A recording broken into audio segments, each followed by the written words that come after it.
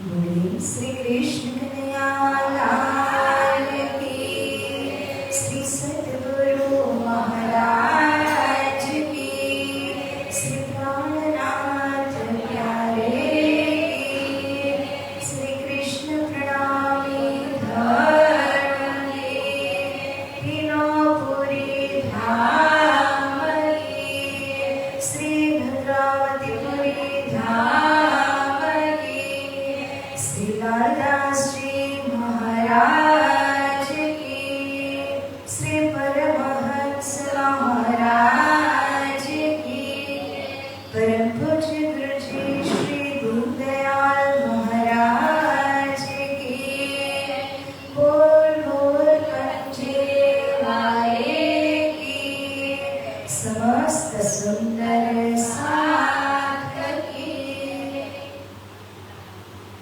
प्रथम लागू चरण को, धनिये न छुड़ायो क्षिला, लाखत लीला लये दिया। मेरे जीव के जीवना, मेरे जीव के जीवना, इन पाँव तले पड़े रहूं, धनी नजर खोलो बातों पगला वालों निरखो मित्रे, मेरे जीव के जीवना, मेरे जीव के जीवना। बोलिए श्री कृष्ण कन्हैया लाल की। આવો સુંદર સાંજે એક સરસ પ્રાર્થનાની સાથે આ સત્રનો શુભારંભ કરીશું. આપ સૌ સાથ આપજો.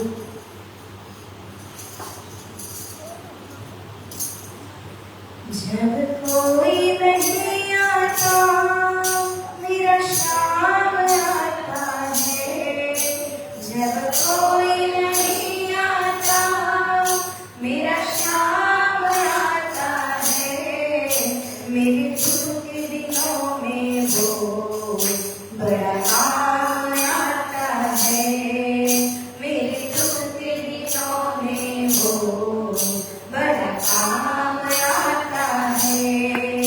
जब कोई नहीं आता मेरा श्याम आता है, जब कोई नहीं आता मेरा श्याम आता है, मेरे दुख के दिनों में वो बड़ा काम आता है, मेरे दुख के दिनों में वो बड़ा काम आता है। मेरी नैया चलती है पतवार नहीं बिकती, मेरी नैया चलती है पतवार नहीं बिकती, किसी और की अब मुझको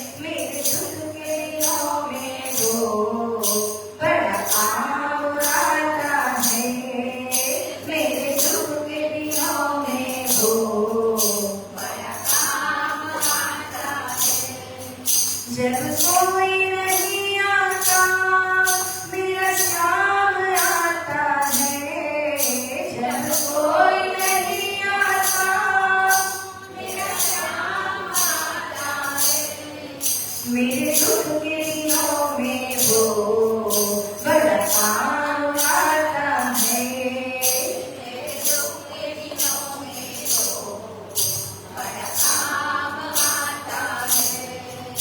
ये इतना बड़ा हो गए दुखियों से प्यार करे, ये इतना बड़ा होकर दुखियों से प्यार करे, चाहे छोटा हो या बड़ा सबको स्वीकार करे, चाहे छोटा हो या बड़ा सबको स्वीकार करे।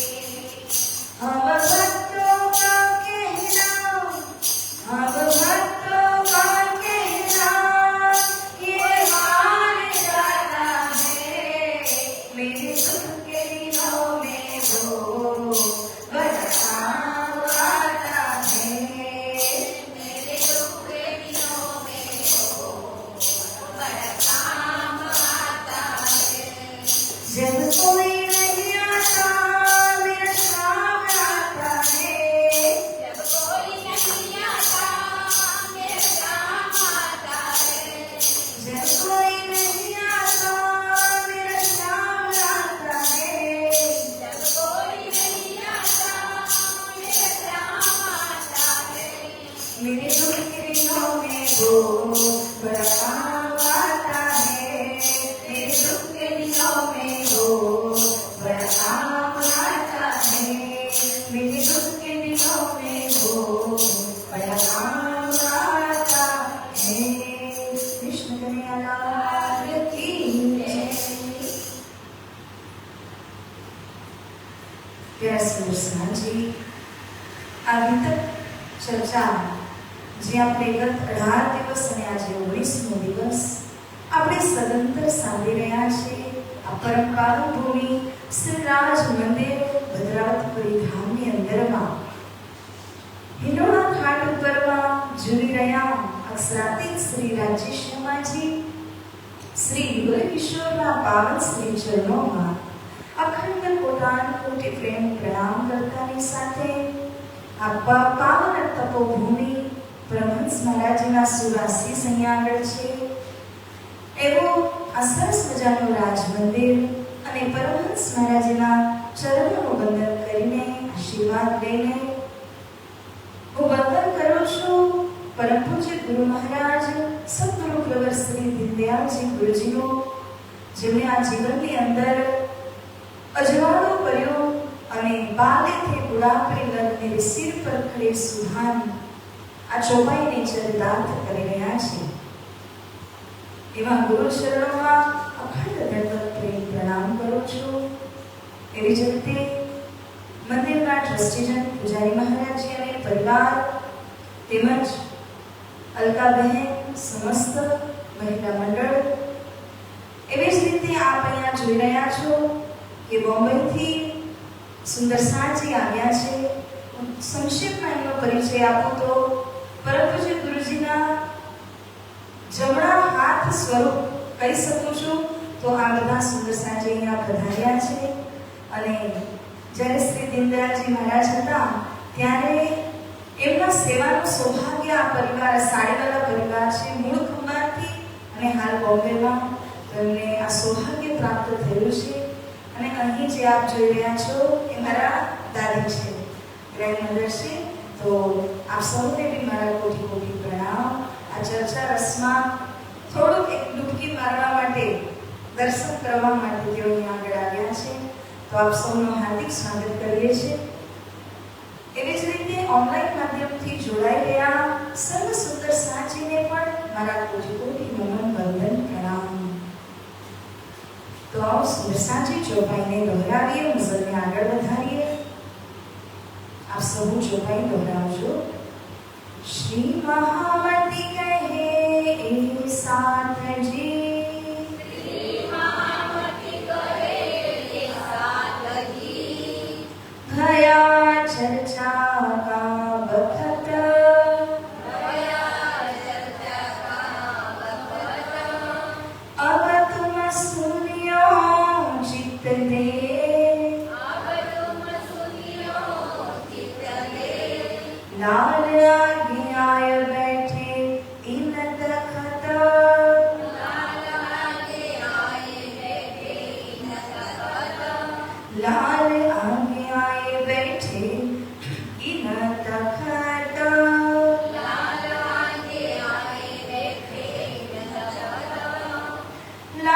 દાસ આયા,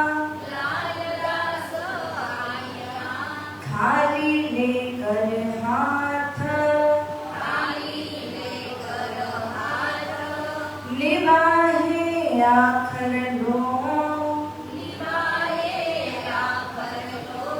चले श्री राज के साथ,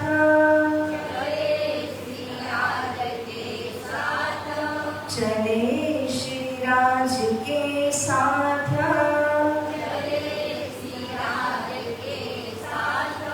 हजरत हजार हित करी,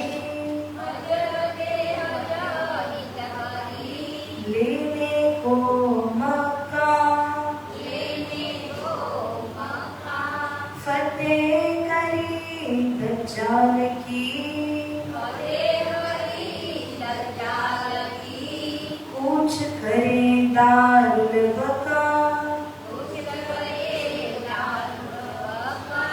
कूच करे दारुल बका। श्री कृष्ण कन्हैयालाल की। प्रणधार सुंदर साजी, આજે જે વિતક આપણે શ્રવણ કરવાના છીએ તેની અંદર દ્વિતીય ધામ એટલે કે મહામંગલપુરી ધામની સ્થાપનાના વિષયમાં મહામતી શ્રી લાલાશ્રી મહારાજજી આપણને સમજાવી રહ્યા છે કે આ પ્રસંગ કઈ રીતે બન્યો। તો પ્યારા સુંદર સાજી, જે સમયમાં શ્રી લાલાશ્રી મહારાજ આપણે વાત કરીએ છીએ વિક્રમ સંવત 1727-28ની સાલની, તે સમયે શ્રી લાલાશ્રી મહારાજજી સુદામાપુર જે પોરબંદરની અંદર છે ત્યાં આગળ હતા। એમણે ત્યાં જાગરણની શરૂઆત કરી। વિશેષ કરીને ભીમ પિતાંબર આદિની જાગરણી એમણે કરી અને ઘણા બધા બીજા વૈષ્ણવ ભાઈઓને જગાડ્યા। હવે જ્યારે એ બધા ભાઈઓ જાગી જાય છે તો જે વૈષ્ણવ સંપ્રદાયના લોકો હતા એમને થયું કે આપણા મુખ્ય કેટલા બધા શ્રોતાઓને દાદાજી મહારાજ પોતાની તરફ ખેંચી રહ્યા છે, એટલા માટે એ બધા વિરોધ કરે છે। એવું કહે છે કે ઉંદરિયા ધર્મ પેદા થયો। સ્વામી શ્રી દાદાજી મહારાજજી જ્યારે ભોગ લગાડતા, પડદો લગાવી દેતા અને ત્યારે કૃષ્ણજી પધારીને સરસ મજાથી ભોજન આરોગતા અને બધા જેટલા બેઠા હોય એ બધાને ખ્યાલ આવતો કે ઘૂંઘરોનો અવાજ આવે છે। આ અવાજને સાંભળી બધા જોશમાં આવી જતા, તાળીઓ પાડતા અને ખૂબ પ્રશંસા કરીને કહેતા, કૃષ્ણજી પધાર્યા, કૃષ્ણજી પધાર્યા, તેઓ અહીંયા ભોજન આરોગી રહ્યા છે અને આપણને પ્રસાદ મળી રહ્યો છે। પરંતુ જે વૈષ્ણવ સંપ્રદાયના જે લોકો હતા, જે વિરોધી બન્યા હતા, એમણે આ જ વાતની અવહેલના કરતા એવું કહ્યું, ધર્મ ઉંદરિયો પેદા ભયો, પાવ બાંધત ઘૂંઘરી, ઠાલ કરે, પરદા કરે, દેખો कैसी રાહ ચલી। તેઓ એવું કહે છે કે આ લોકો તો બસ ભોગ લગાડી દે, ઠાળ મોટો બધો સજાવે અને અંદર સુધી ઉંદરડાને છોડી દે। ઉંદરડાના પગમાં ઘૂંઘરું બાંધી દીધા હોય તો છમ છમ છમ છમ અવાજ આવે અને જેમ જ ઉંદર જે છે એ ભોગ આરોગે તો અહીંયા બાર તાળી પાડી પાડીને આ લોકો ખૂબ ખુશ થાય કે કૃષ્ણ આવ્યા, કૃષ્ણ આવ્યા। સ્વામી શ્રી લાલાશ્રી મહારાજની પણ પરીક્ષા થઈ, પરંતુ લાલાશ્રી મહારાજજીના પાસે જે તારતમ્ય જ્ઞાન આટલું ઠોસ, આટલું મજબૂત હતું, જેના કારણે કોઈ એમને ડગાવી ન શક્યા અને સ્વામી શ્રી લાલાશ્રી મહારાજ તે બધાને બોલાવીને જ્યારે શાસ્ત્રાર્થ કરે છે, ધર્મના પ્રશ્ન પૂછે છે, બ્રજ રાસ લીલા અખંડ ક્યાં કેવી રીતે આ વાતો પૂછે છે, ત્યારે કોઈને જવાબ આવડતા નથી ને તારતમ્યના માધ્યમથી શ્રી લાલાશ્રી મહારાજજી એ બધાને જે સમજ પાડે છે ને ત્યારે બધાના મોઢા બંધ થયા। આવી કસની, આવી કસોટી ભોગવીને લાલાશ્રી મહારાજ ત્યાંથી આવ્યા હતા અને 3 વર્ષથી એમણે ફલાહારનો નિયમ લીધેલો કે જ્યાં સુધી નૌતમપુરી નહીં જાઉં, ગુરુપુત્ર વ્યાસજીના દર્શન નહીં કરું, ત્યાં સુધી હું મારો આ નિયમ તોડવાનો નથી। એમણે ઉલટું ન વિચાર્યું કે નવો ધર્મ લીધો તો એમણે શું વિચાર્યું કે મારી અંદર જરૂર કોઈ વિકાર હશે કે જેના કારણે આ દિવસ મારે જોવો પડ્યો. તો ધર્મની ઉપર એમણે કોઈ આરોપ કોઈ લાંછન ન લગાડ્યું, બલકે દાદાજી મહારાજે પોતાના વિકાર દૂર કરવા માટે ફલાહાર 3 વર્ષ સુધી કર્યું. અને જ્યારે તેથી નીકળે છે તો આપણે ગઈકાલે સાંભળ્યું જ હતું કે કેવી રીતે એમને દજ્જાલ રોકે છે અને જામનગર જવા નથી દેતા. કહે છે ગમે ત્યાં જાઓ પરંતુ જામનગર જવા નહીં દેશું. ત્યારે માંગરોળ પાટણ આદિ થઈને દીપ બંદર આવે છે. 15 દિવસ સુધી દીપ બંદરમાં રહીને ચર્ચા કરે છે. ત્યારબાદ અહીંથી ભોગે જાય છે અને ભોગેથી સુરત જાય છે. વિક્રમ સંવત 1730ની સાલ તમામ થાય છે. આ સમય શ્રી પ્રાણનાજીની જે જમણા હાથની આવશ્યકતા હતી એ સ્વામી શ્રી લાલાજીના સ્વરૂપમાં એમને મળી ગયા. હવે તો શ્રી પ્રાણનાજીની હિંમત ઓર વધી ગઈ અને શ્રી પ્રાણનાજીએ સુરત શહેરની અંદર જે પણ બધા સુંદર સાત જાગૃત થયા હતા એ બધા જ સુંદર સાતને એક નિવેદન કર્યું કે હવે અહીંયાથી હું ધર્મ પર્યટનની શરૂઆત પોતે ઝંડો ઉપાડીને પોતે ધર્મની ધ્વજા લઈને કરવાનો છું અને તમારા બધાનો સાથ સહકાર મને જોઈએ છે. હજરત કહેવાય છે સાહેબને. હજરત એક બહુ મોટી ઊંચી પદવી છે. હજરતે હજ કરી. હજ એટલે તીર્થ બનાવ્યું. ક્યાં છે અત્યારે? સુરત શહેરની અંદર. જ્યાં આગળ આટલા 17 મહિના સુધી લીલા થઈ, અહીંયા આટલી બધી લીલા કર્યા બાદ કલશ ગ્રંથનું અવતરણ થયું. કઈ વૈષ્ણવો જાગ્યા, વેદાંતીઓ જાગ્યા, એ ઉપરાંત કઈ લોકો જાગ્યા હતા. શિવજી ભાઈના ઘરને એક તીર્થિક મંદિરના રૂપમાં સ્થાપિત કરીને સ્વામી શ્રી પ્રાણનાથજી અહીંથી પ્રસ્થાન કરે છે. ધર્મનો ઝંડો લઈને જઈ રહ્યા છે. તે સમયે આ સુરત કેવલ એક મંદિર રૂપમાં બન્યો, પરંતુ શું બને છે? આ સુરત શહેર જે છે એક તીર્થ ધામના રૂપમાં પ્રચલિત થઈ ગયું. તો હજરતે હજકીત કરી. શ્રી પ્રાણનાજીનું મુખ્ય ધ્યેય શું હતું? લેને કો મક્કા. પ્યારા સુંદર સાંજી, આ મક્કા શું છે? મક્કાને લેવું એટલે કે જે ભારત દેશની અંદર તે સમયે ઇસ્લામ ધર્મનો ખૂબ પ્રચલન હતું. ઇસ્લામ ધર્મનું મૂળ સ્થાન કહો આપણું જેવી રીતે નૌતનપુરી કહેવાય એવી રીતે એ લોકોનો મક્કા મદીના છે. તો લેને કો મક્કા એમના મૂળ તીર્થસ્થાનને લેવા માટે, વિજય પ્રાપ્ત કરવા માટે શ્રી પ્રાણનાજીએ કમર બાંધી લીધી. ફક્તે કરી દજ્જાલથી. અને અહીંયા આ કાર્ય કરવા માટે જે દજ્જાલ સ્વરૂપ હતા, જે માયા સ્વરૂપ હતા, એ કોણ છે? સ્વયં બાદશાહ ઔરંગઝેબ સહિત એના કાજીઓ છે. એ દજ્જાલોને, એ માયા સ્વરૂપી લોકોને પરાસ્ત કરવા એટલે કે ધર્મ યુદ્ધ કરવા માટે શ્રી પ્રાણનાજી અહીંથી કમર બાંધી રહ્યા છે. અને અહીંથી જ્યારે જાય છે તો એક જ લક્ષ્ય દિલમાં લીધું છે. ક્યાં પહોંચવાનું છે? દારૂલ બકા. આ દારૂલ બકા શબ્દ શું છે સાથજી?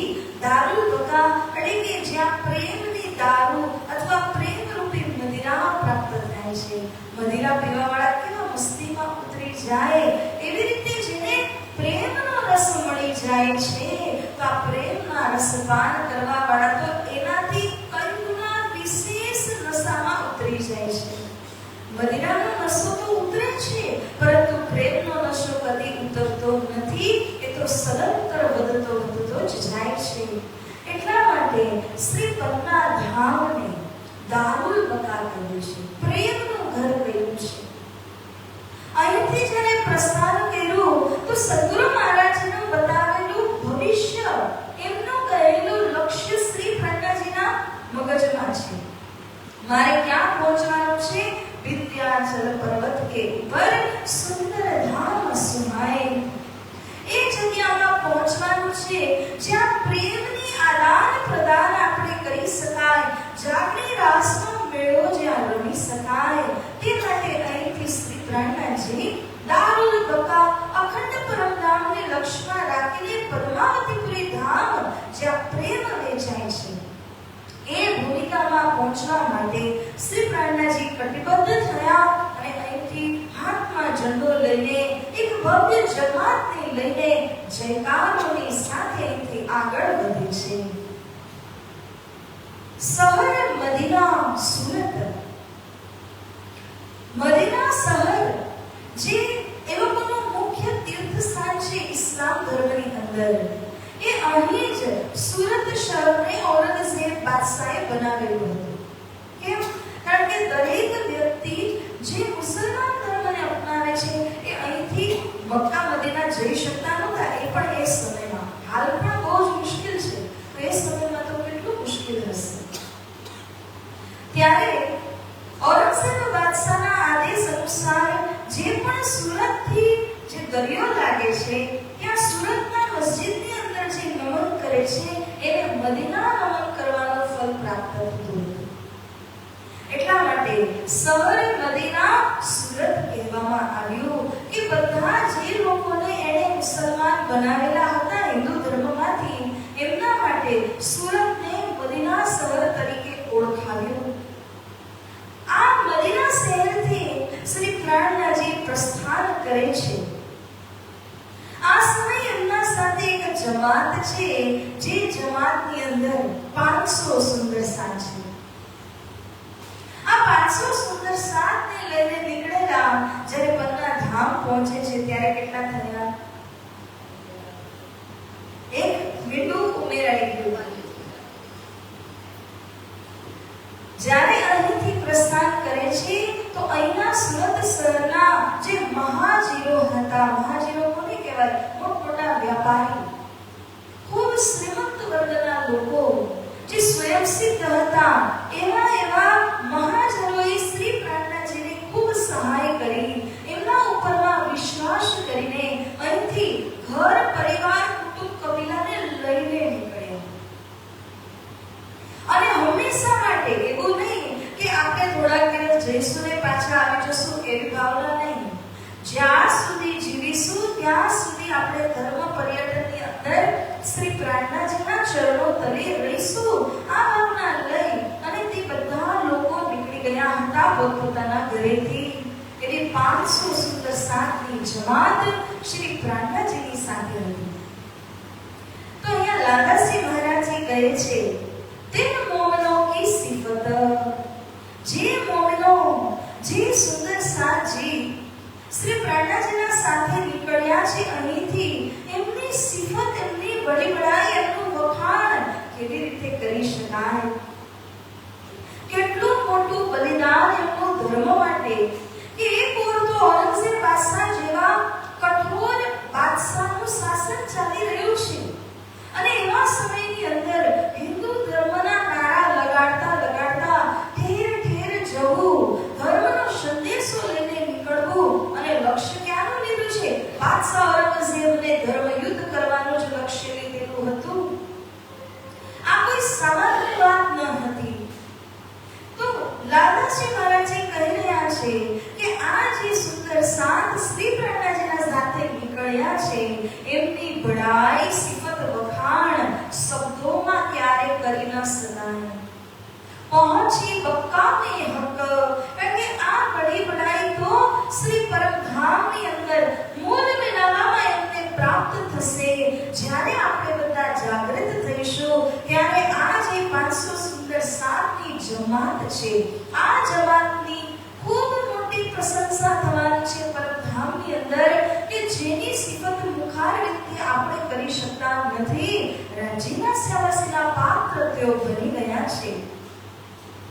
કુરાન હતી સોને કહી, સૌ પર સિફત બુજરક. લાલાશ્રી મહારાજ ફક્ત એટલું જ કહે છે, હું શબ્દોમાં વખાણ ન કરી શકું, પણ એટલી વાત હું તમને જરૂર કરું કે કુરાન હદીસાની અંદર પહેલાથી જ કહી દીધેલું છે. 1000 વર્ષ પહેલા કુરાન આવી ચૂક્યું હતું. તે કુરાનની અંદર લખાવી દીધું છે ખુદાએ કે જે જમાત શ્રી પ્રાણનાથજીની સાથે નીકળશે,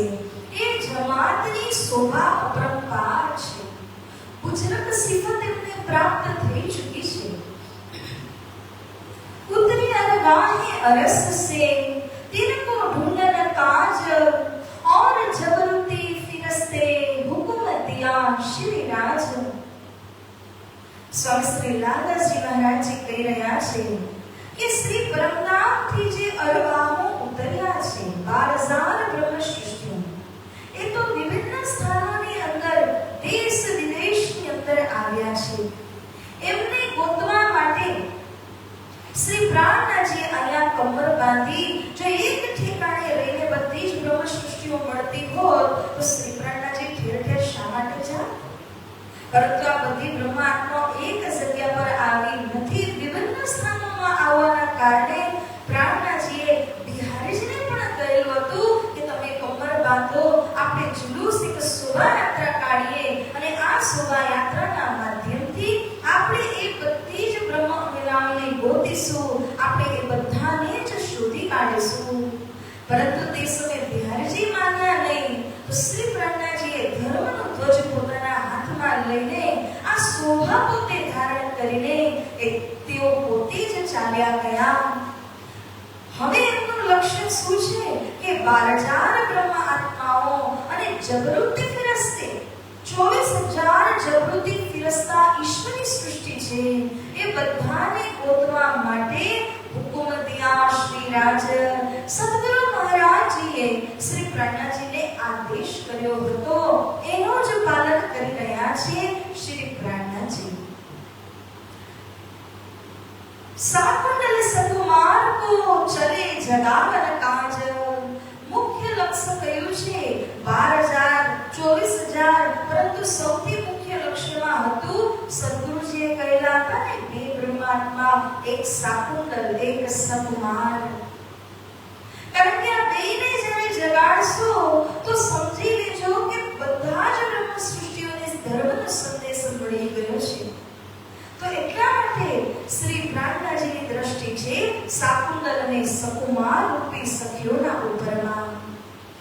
કુલી કલિંગા દજાલસો જંગ કરો જાય તુમ, દેહ બુદ્ધિ છુડાય કે લ્યાઓ બુદ્ધિ આત્મ. તમને અગર યાદ હોય તો વિતકના બીજા દિવસની ચર્ચામાં આપણે એક વાત કરી હતી કે જ્યારે આપણે કોઈ પણ ધર્મ કાર્ય કરીએ છીએ, અગર તમે દેહ બુદ્ધિ રાખીને કરો અને અગર તમે આત્મા બુદ્ધિ દ્વારા કરો તો એમાં કેટલો અંતર છે. દેહ બુદ્ધિ દ્વારા જ્યારે કરીએ છીએ તો ગૌવધ કોટી પાપ લાગે છે, કરોડો ગૌવધનું પાપ આપણને લાગે છે. અને જ્યારે આત્મા બુદ્ધિ દ્વારા આપણે કોઈ પણ કાર્ય કરીએ છીએ ત્યારે એનું જે પુણ્ય આપણને પ્રાપ્ત થાય છે, એના માટે શાસ્ત્રકારો પણ કહે છે ન ભૂતો ન ભવિષ્યતિ. એટલું પુણ્ય મળશે આત્મા બુદ્ધિથી તમે કામ કરો તો કે ન ભૂતકાળમાં કે ન ભવિષ્યકાળની અંદર કોઈ એ પુણ્યનું અનુમાન કે હિસાબ લગાડી નહીં શકે. સદગુરુ મહારાજજી શ્રી મહેરાજજીને પહેલા જ આદેશ આપ્યો હતો કે તમારે દેહ બુદ્ધિ છોડાવીને આત્મીય બુદ્ધિમાં સૌને પ્રવેશ કરાવવાના છે. દેહ બુદ્ધિ રાખવી અને આત્મા બુદ્ધિ રાખવામાં ટૂંકમાં કહીએ તો અંતર શું છે?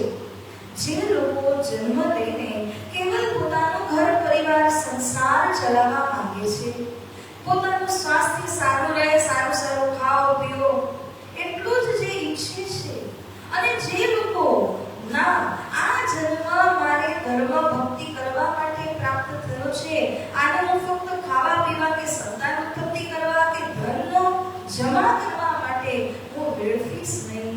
આ છે આત્મા બુદ્ધિ. એટલે કે આત્માનું લક્ષ્ય રાખીને જીવન જીવે છે, આત્મા બુદ્ધિ દ્વારા જીવે છે. અને જે માત્ર શરીરનું લક્ષ્ય રાખીને જીવે છે એ દેહ બુદ્ધિ દ્વારા જીવે છે. તો સુરસાજી સદગુરુ મહારાજે કહેલું હતું લ્યાઓ બુદ્ધિ આત્મ. તમે કલ્કી અવતાર છો. સદગુરુ શ્રી મહારાજજીને કહે છે કે તમે કલ્કી અવતાર છો અને તમારું કાર્ય શું છે કે લોકોને પરમધામનું જ્ઞાન ને બુદ્ધિ આપવાનું તમારું કાર્ય છે. આ રીતે શ્રી પ્રાણનાથજી આ આત્મીય ખજાનો લૂંટાવા માટે ગામ જઈને સુંદર સાધને જગાડવાનો ઉદ્દેશ્ય રાખી રહ્યા છે. જ્યારે અહીંથી પ્રસ્થાન કરે છે તો સૌથી અગ્રગણ્યના રૂપમાં કોણ? તો શ્રી પ્રાણનાથજીના સાથે શ્રી બાઈજુ મહારાણીજી. એવી રીતે ભીમભટ્ટ, શ્યામભટ્ટ, ગોવર્ધનભાઈ આદિ સુંદર સાજી હતા. 500 મહાજનોની જમાત હતી, જેમણે પોતાનું ઘણા લોકો કુટુંબ કબીલાને ત્યાગીને આવ્યા, તો ઘણા લોકો કુટુંબ કબીલા સમેત આજીવન માટે પ્રાણનાથજીના સાથે થયા. કેમ કે અગર આપણે ઘરે રહીશું ક્યારે ને ક્યારે મોત તો આવશે. પશુની જેમ મરવા કરતા પ્રાણનાથજીના સાથે રહીશું, જ્યાં મોત આવે પરમધામ સીધું જ મળી જશે. અને જ્યાં સુધી જીવીશું ત્યાં સુધી સ્વામીજીનું સાનિધ્ય મળતું રહેશે. આ ઉદ્દેશ્યથી ઘણા બધા લોકો શ્રી પ્રાણનાથજીના સાથે ને સાથે ચાલ્યા ગયા. આ જમાતની અંદર સ્વામી શ્રી લાધાસિંહ મહારાજજી ધર્મ ધ્વજમાં સાથે ઉભા રહ્યા અને જમણો હાથ બની અને શ્રી પ્રાણનાથજીને સાથ આપે છે. આવી સુંદર જમાતને લઈ અને શ્રી પ્રાણનાથજી જ્યારે જયકારોનો નાદ કરતા નીકળ્યા તો આ સ્વર સર્વત્ર ગુંજયમાન થઈ જાય છે. આવો આપણે પણ જયકાર બોલીશું પ્રાણનાથજીની સાથે. બધા સાથ આપજો અને અંદર નહીં બોલો ને, બહાર બોલો. कृष्ण कन्हैया लाल की, सद्गुरु महाराज की, प्राणनाथ प्यारे की, कृष्ण प्रेमी धर्म की, निजानंद संप्रदाय की, श्री निजानंद स्वामी की, बोल बोल पंचे वाले की. આ રીતે જયકારોની સાથે ભજન ભક્તિ કરતા કરતા જ્યારે આ સમૂહ આગળ નીકળે છે તો અહીંથી ક્યાંથી પ્રસ્થાન કર્યું? સુરતથી ગુજરાત. તો ગુજરાત તે સમય ગયું અમદાવાદ. ત્યાં પ્રસ્થાન કરીને ત્યાંથી જાય છે, 4 દિવસ રહ્યા અને ત્યાંથી જાય છે સિદ્ધપુર, જ્યાં 22 દિવસો સુધી રહ્યા. અહીંયાથી એક સરસ મજાની વાત શ્રી લાધાશ્રી મહારાજજી આપણને વિતકમાં સમજાવી છે. એક હતા ભગવાન રેવાદાસ. સિદ્ધપુરની અંદર એમનું એક મઠ હતું, મંદિર હતું, એમાં એ મહંત હતા. આ ભગવાન રેવાદાસ ની પાસે 22 દિવસો સુધી સિદ્ધપુરમાં પ્રાણનાથજી આટલી મોટી જમાતને લઈને રહ્યા. ત્યાં ચર્ચા કથા થઈ, ભજન ભક્તિની ધૂમ મચી, બધું જ થયું. ક્યારે પણ એ માણસ આવતા નથી, પગે લાગતા નથી, જાણવાની ચેષ્ટા દેખાડતા નથી. જ્યારે જતી વખતે શ્રી પ્રાણનાથજી વિદાય આપે ત્યારે સોનાની મોહર આપી. જેમ જ સોનાની મોહર મળી તો એવા ખુશખુશાલ થઈ ગયા કે અરે 22 દિવસમાં સોનાની મોહર આપી દીધી. હજી પાછળ જાવ તો હજી કંઈક મળશે. લાલચ લાગી ગઈ મનમાં. હવે તો એ જમાતની સાથે સાથે ચાલવા લાગ્યા. ગોવર્ધનભાઈને શંકા થઈ કે જે વ્યક્તિ આવી રીતે જલની અંદર હોવા છતાં કોરા હતા, એ આજે કેમ આવી રીતના આગળ સાથે સાથે નીકળી આવ્યા છે? તો ગોવર્ધનભાઈને ખ્યાલ આવ્યો કે સોનાની મોહરની પાછળ પડ્યા છે, શ્રીજી પાછળ પડ્યા નથી. ત્યારે ગોવર્ધનભાઈ કહે છે, અરે હે મૂર્ખ, આ જે સંત છે, મહાત્મા છે, એ તો સાક્ષાત પરબ્રહ્મનું સ્વરૂપ છે. જો તમારે માંગવું જોઈએ કે જોઈતું જોઈએ તો અધ્યાત્મ ધન માંગો, જેનો ભંડાર એમની પાસે છે. આ લૌકિક ધનને શું માંગ કરો છો? જેમ જ આ વાત કહી તો ભગવાન રેવાદાસ જુલુસને રોકે છે. શ્રી પ્રાણનાથજીને કહે છે કે હે પ્રાણનાથજી, પરમાત્મા પહેચાન કે જગાઓ મેરી આત્મા, બોલે શ્રી પ્રાણનાથ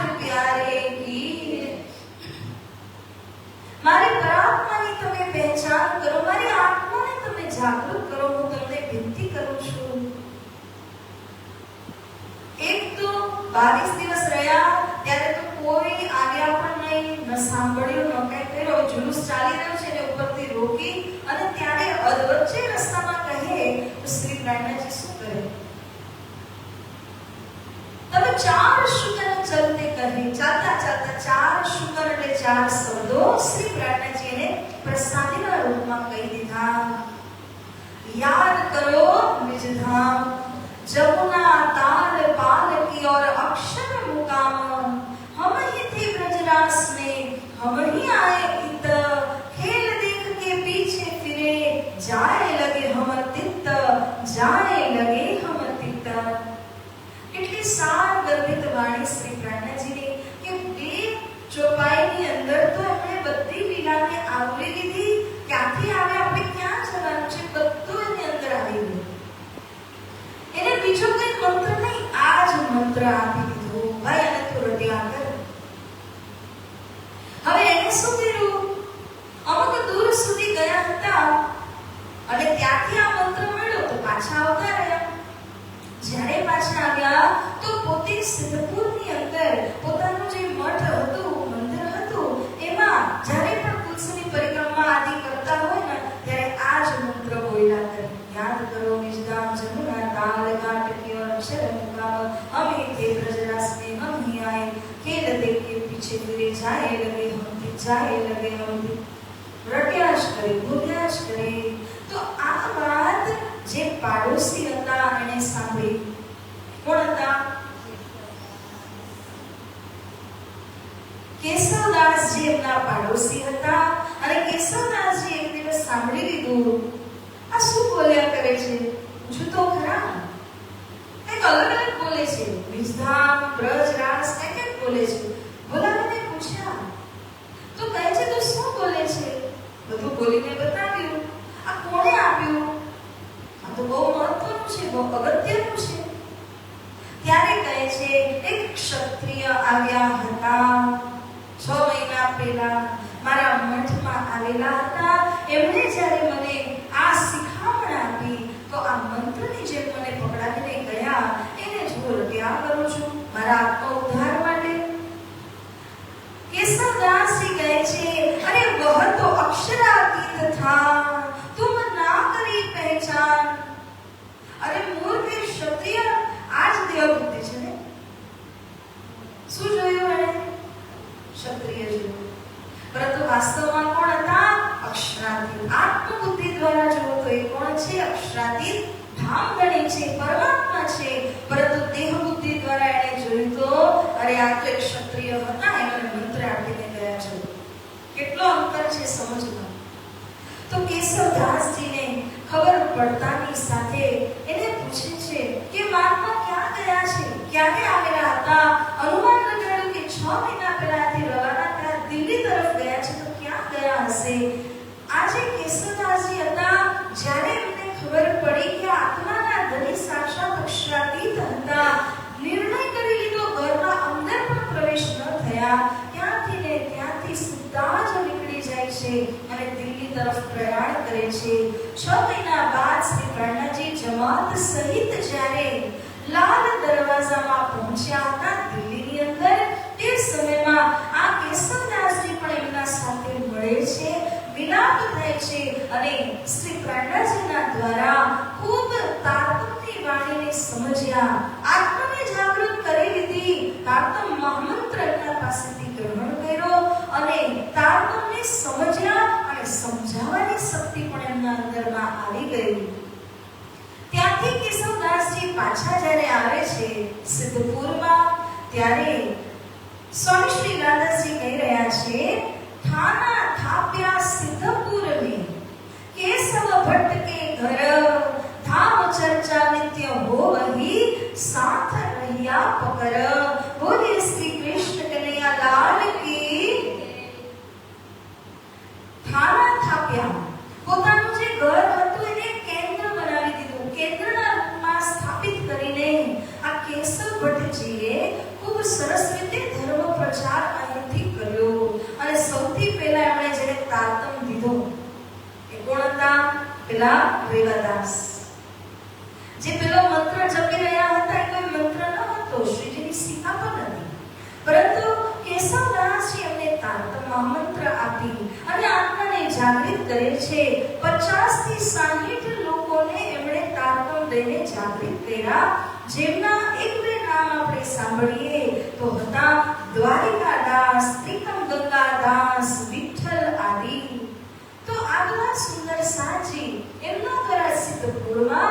જાગૃત થયા હતા.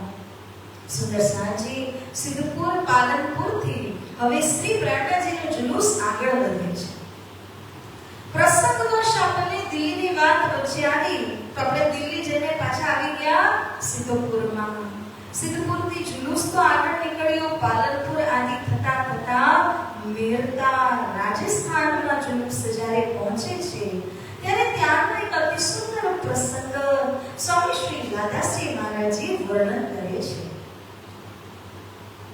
अब सिद्धपुर से मेरते पहुंचे धाय, लाभानंद यति सो चर्चा करी बनाया, चर्चा करी बनाया. જ્યારે મેરતામાં આવ્યા, આજની તારીખમાં આપણે કહે છે ને મેળતા, આ મીરાબાઈનું સ્થાન છે. આ ભૂમિમાં શ્રી પ્રાણજી જ્યારે આવ્યા છે સિદ્ધપુરથી, તે સમય અહીં મેરતામાં જોયું તો સૌથી વધારે બોલબાલા એક યતિનું. યતિ એટલે યોગી પુરુષ સંન્યાસીનું હતું અને એનું નામ છે લાભાનંદ યતિ. લાભાનંદ યતિ એક બહુ મોટા તાંત્રિક હતા, તંત્ર વિદ્યા જાણતા હતા. તો આ જે તાંત્રિક હતા એના સાથે શ્રી પ્રાણજી જ્ઞાન ચર્ચા કરે છે, કારણ કે એમના પાસે જ્ઞાન પણ હતું અને સાથે સાથે તંત્ર વિદ્યામાં પણ નિપુણ હતા. ચર્ચા કરી બનાય, સરસ રીતે પ્રાણજી અને એમના વચ્ચે શાસ્ત્રાર્થના રૂપમાં ચર્ચા થવા લાગી. લાભાનંદ યતિને કોઈ પરાસ્ત કરી શક્યા નહોતા, કારણ કે એના પાસે બે પ્રકાર હતા, જ્ઞાની છે, તંત્ર વિદ્યાનું સાધન પણ છે. પહેલા તો એ કોઈ પણ આવી વેરતાની અંદર તેની સાથે જ્ઞાન દ્વારા ચર્ચા કરીને એને પરાસ્ત કરવાની કોશિશ કરે. પણ કોઈ એવા હોય જે જ્ઞાનમાં એનાથી આગળ વધી જતા હોય તો એના ઉપર તંત્ર વિદ્યાના માધ્યમથી લાભાનંદ યતિ એવા પ્રહાર કરે કે એને મૃત્યુ દંડ આપી દે, કાં તો એને ભગાડી મેલે. અને આ રીતે લાભાનંદ યતિ આજ સુધી કોઈ દ્વારા પણ હરાવવામાં આવ્યા ન હતા. એવા લાભાનંદ યતિ સાથે શ્રી પ્રાણજીનું શાસ્ત્રાર્થ નિરંતર 10 દિવસ સુધી થયું. લાભાનંદ યતિને લાગ્યું આવતીકાલે અગર આપણે શાસ્ત્રાર્થ જારી રહેશે તો હવે આ મહાત્માની સાથે ચર્ચા અને જ્ઞાનના માધ્યમથી જીતવાની મારી તાકાત નથી રહી. તબ કહી મહાત્મા મેરો ગયો અને વિચાર આવ્યો કે કાલે અગર શાસ્ત્રાર્થમાં બેસીશ તો મારી હાર નિશ્ચિત છે, મારું મહાત્મ્ય જતું રહેશે. વર્ષો વર્ષથી મેં મેરતા ઉપર રાજ કર્યું છે, શેરનું સશેર કોઈ આવ્યું નથી. તો લાભાનંદ યતિને થયું કે આ મહાત્માને હવે મારે અહીંયાથી ભગાડવા પડશે. તો કેવી રીતે ભગાડું? મારો દાબ કે પહાડ છે. જો એના પાસે એવા અસ્ત્ર શસ્ત્ર એવી વિદ્યા છે, તંત્ર વિદ્યા, કે એ શું કરે છે, કોઈ બીજા હોય તો પહાડ ઉચકે અને એના ઉપર મૂકી દે, એને દબાવી દે પહાડ દ્વારા. ઇनको डारो उल्टाए, कोई कोઈને ઉલટા ટાંગીને એને ખૂબ જ સતાવે. કારણ કે ભૂત પ્રેતના મંત્ર હતા, તંત્ર વિદ્યા હતી, તો એ બધાના દ્વારા આપણે કહીએ બ્લેક મેજિક, કાલા જાદુ કરીને એ ખૂબ લોકોને સતાવતા હતા. सब दैत्यों के मंत्रों से भांति भांति किए उपाय. એના પાસે મંત્ર કયા હતા? રાક્ષસોના. જે પણ તંત્ર વિદ્યાના માહિર હોય એ લોકો સ્મશાને જઈને ખૂબ સાધનાઓ કરે. વર્ષો વર્ષની સાધના કર્યા બાદ જે ત્યાંના રાક્ષસો, ભૂત પ્રેત, પિશાચો આદિ હોય એને પોતાના વશમાં કરે. અને જ્યારે સમય આવે ત્યારે કોઈ લોકોને પસની દેવી હોય તો એ દૈત્યોનો સહારો લઈને લોકોને પસની આપે. તો લાભાનંદ યતિ એ જ કરતા હતા.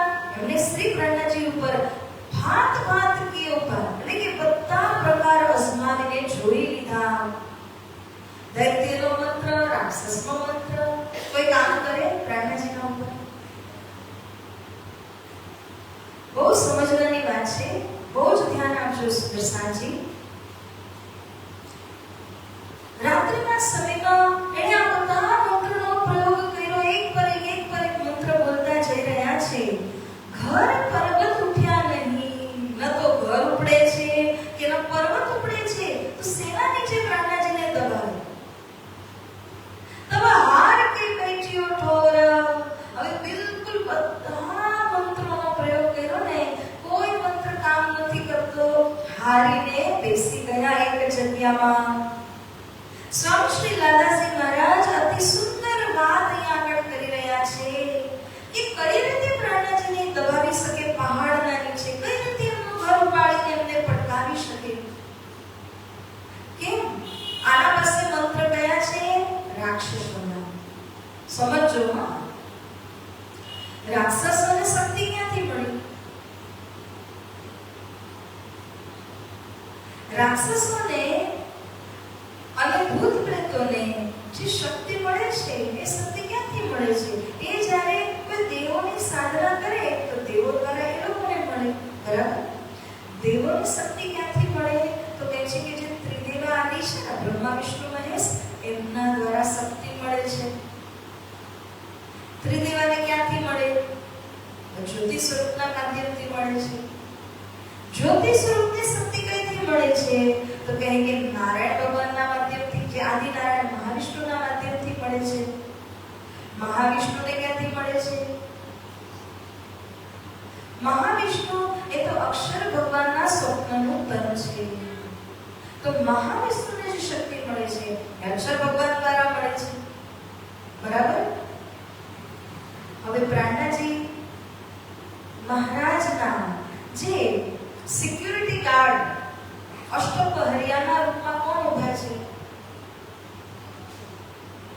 પૂર્ણ બ્રહ્મ પરમાત્મા છે. બરાબર? પૂર્ણ બ્રહ્મ પરમાત્માના સિક્યુરિટી ગાર્ડ તરીકે કોણ ઉભા છે? થોડું સમજાય પણ આવતું નથી અહીં સુધી. સદગુરુ પંચવાસના. બીજું કઈ? સુદર્શનજી આપણે ચોપાઈ દ્વારા જઈએ. સ્વામી શ્રી લાલાજી કહે છે, ઘર પર્વત ઉઠ્યા નહીં. તબ હાર કે બેઠ્યો ઠોર. પંચવાસના સબ દેવ જહાં ખડે. તહાં મંત્ર ચલે ક્યો और. બોલી શ્રી પ્રાણનાથ પ્યારે કી, સદગુરુ મહારાજ કી. અરે જે આ પંચવાસનાઓ અક્ષર બ્રહ્મની પંચવાસના છે. આપણા કાન, નાક, મોઢું છે ને, એ અક્ષર બ્રહ્મની પંચવાસના છે. જ્યારે અક્ષર બ્રહ્મના પંચવાસનાઓ એટલે પોતે અક્ષર બ્રહ્મ જ કહો. બરાબર?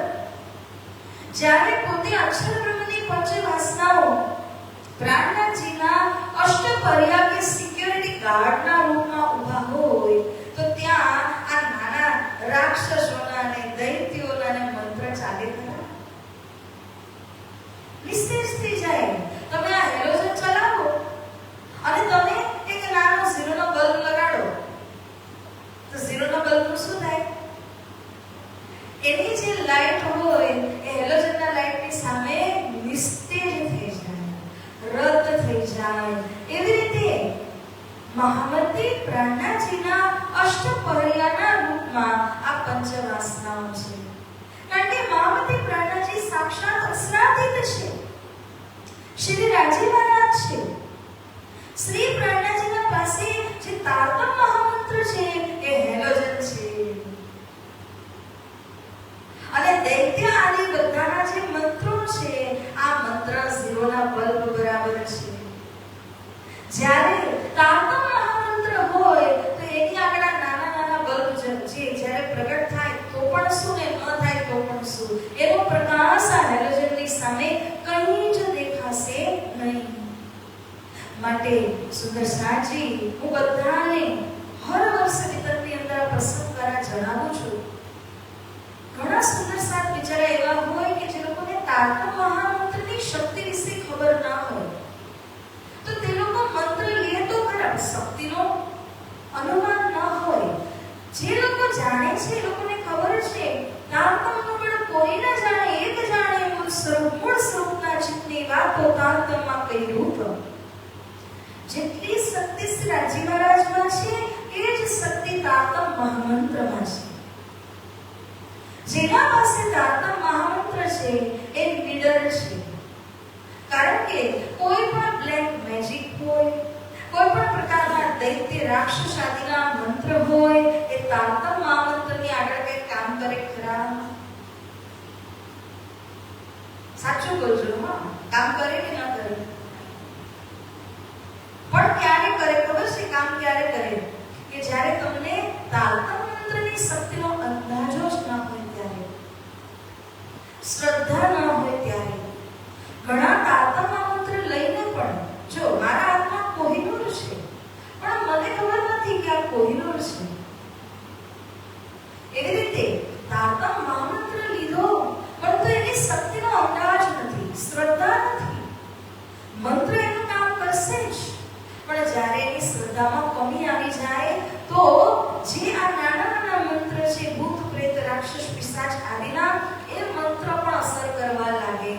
પણ જો તમારી શ્રદ્ધા મજબૂત હોય કે તારતમ મહામંત્ર મારી અંદર છે તો આ બીજી વસ્તુ મને શું હર્ટ કરી શકે, શું મને કષ્ટ પહોંચાડી શકે, જ્યારે આટલો વિશ્વાસ મક્કમ હોય ત્યારબાદ આ નાના નાના મંત્રનો કોઈ અસર થતું નથી. કારણ કે તારતમ મહામંત્ર એ આપણા રોમ રોમની અંદર છે, આપણા હૃદયની અંદરમાં છે. તો સાધુજી, 100 વાતની એક વાત, આ પ્રસંગ ખૂબ મહત્વનો છે અને જીવન ઉપયોગી છે.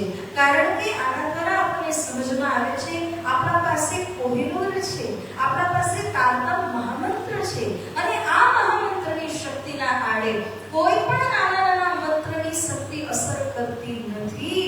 જો તમે તારતમ મહામંત્રનો જાપ કરો તો બધા જ મંત્રની શક્તિ આની આગળ નિસ્તેજ થઈ જાય છે. તો સાધજી, આ શ્રદ્ધાને હૃદયની અંદરમાં આપણે ધારણ કરીને તારતમ મહામંત્રનો જાપ જ્યારે પણ કરીએ તો યાદ રાખીને કે આ તો સાક્ષાત ધામધનીજીનું સ્વરૂપ છે. સાક્ષાત ધામધનીજીની શક્તિ આ મહામંત્રની અંદરમાં છે. આ ભાવ લઈને આપણે તારતમનો જાપ હંમેશા કરવો જોઈએ. એટલા માટે જ કહ્યું છે મનનાત ત્રાયતે ઇતિ મંત્રઃ. તમે જેટલો મંત્રનો જાપ કરશો, મનન કરશો, આ જ મંત્ર રક્ષા કવચ બની જશે. પરમ પૂજ્ય ગુરુજી દીનદયાળજી મહારાજ કહેતા, જ્યારે તેઓ નાના હતા, ખેતીવાડીનો સમય હતો અને તે સમયે ગૌશાળા આદિમાં સૂવું પડતું રક્ષાર્થે, અને ઘણી વખત વાઘ આવી જાય, ઘણી વખત ભૂત પ્રેત પણ રાત્રિના સમયમાં આવી જાય, પરંતુ મંત્ર ઉપર એમની અપાર શ્રદ્ધા હતી. જે મંત્ર જાપ કરતા તો આ બધી જ વિઘ્ન બાધાઓથી બચી જતા હતા. મંત્રમાં એટલી શક્તિ છે. હવે તમે કેવી રીતે એને ધારણ કરો, કેવી રીતે તમે એને અપનાવીને જીવનમાં ઉતારો છો, એના ઉપર જ આધાર છે. તો સુંદર સાચી આ પ્રસંગ આપણને બહુ જ મોટી વાત કહીને જાય છે. ક્યારે પણ જીવનની અંદર જે પણ ડિફિકલ્ટી, જે સમસ્યાઓ આવતી જાય, પરંતુ એનું નિરાકરણ કરવું હોય ને તો સતત તારતમ મહામંત્રનો જાપ ચાલુ જ રાખવો જોઈએ. માટે કહ્યું છે ને, શું કહ્યું છે? શ્વાસ શ્વાસ, દરેક શ્વાસની અંદર નિજના મહામંત્રનો જાપ જપો. એક પણ શ્વાસને વૃથા નહીં ગમાવો, કારણ કે આ મહામંત્રની શક્તિ જે છે એ જ આપણને પાર લગાડી દેશે. બોલીએ શ્રી પ્રાણનાથ પ્યારે કી. જ્યારે લાભાનંદ યતિએ આવી રીતના પ્રયાસો કર્યા, પ્રાણનાથજીનું કશું જ બગાડી શક્યો નહીં. હવે લાભાનંદ યતિને થયું કે મારો ખેલ પૂરો થઈ ગયો, કારણ કે શેરના સવા શેર આવી ચૂક્યા છે. રાતો રાત મેરતા છોડીને ગાયબ, કારણ કે જો બીજા દિવસે લોકોના હાથમાં આવી જવું તો પછી મને મારશે અથવા મને ભગાડશે, એનાથી પહેલા જ ગાયબ થઈ જાય છે. શોર પડ્યા સહર નહીં. બીજા દિવસે શાસ્ત્રાર્થનો સમય થાય છે. લાભાનંદ યતિ આવતા નથી, કારણ કે રાતોરાત નીકળી ગયેલા. શ્રી પ્રાણનાથજી તો હાજર હતા. આ રીતે શાસ્ત્રાર્થની અંદર બધા જ સમજી ગયા કે લાભાનંદ યતિ હાર માની લીધી, ક્વિટ કરી લીધું અને જતા રહ્યા. અને ઓટોમેટિક શ્રી પ્રાણ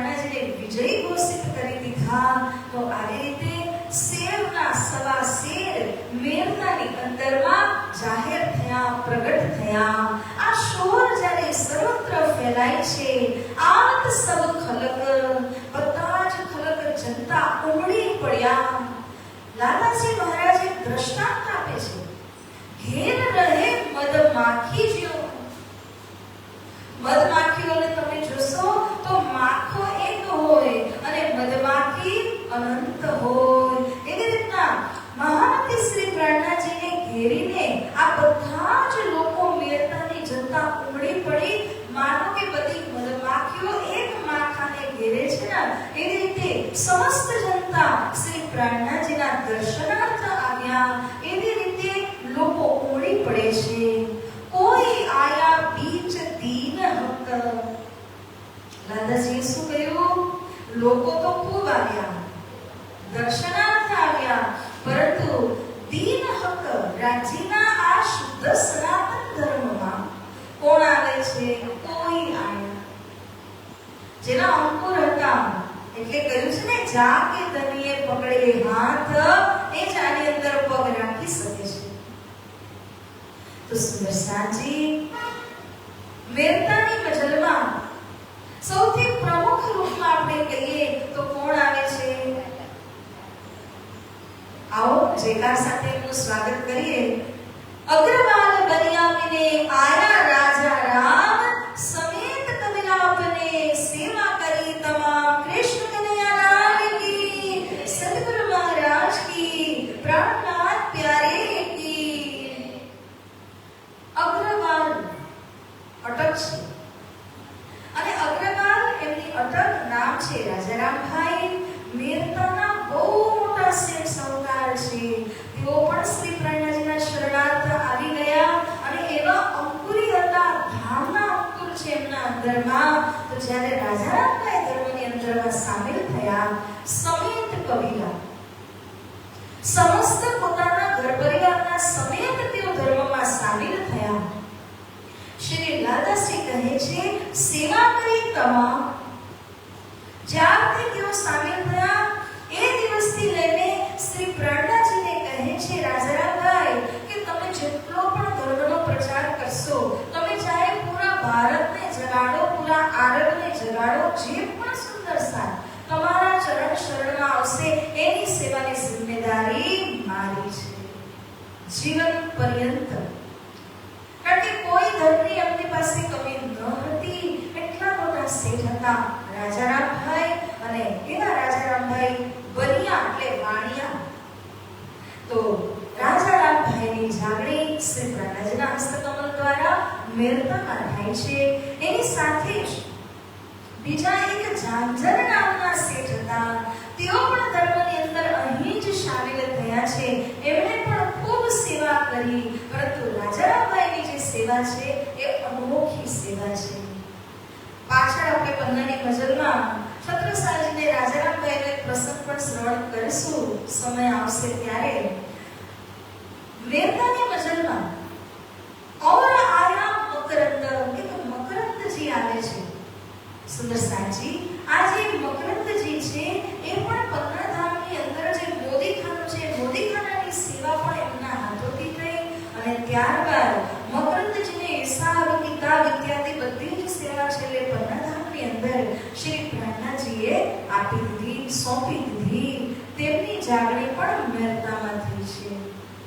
और भाई मानसिंह और भाई मोहन मनोहर એ આય ઈમાન લે અંગ. તો કેટલા બધા સુંદર સાથ ઈમાન વિશ્વાસ ધારણ કરીને અહીં ધર્મ સિદ્ધાંતની અંદરમાં શામિલ થયા. પરંતુ મુખ્ય નામો જો જોવા જાવ તો રાજારામભાઈ, ઝાંઝર આયા સાથને ઝાંઝરભાઈ અને મકરંદજીની સેવા અપાર સેવા છે.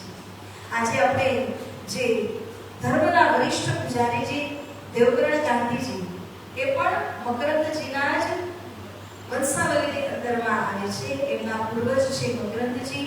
એવી રીતના ત્રિપાઠી પરિવાર છે, ખૂબ મોટું પરિવાર છે, એ પણ મકરંદજીના જ શું કહેવાય વંશજો છે.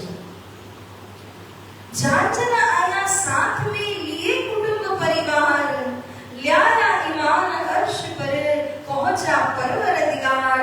बोले श्री प्राणनाथ प्यारे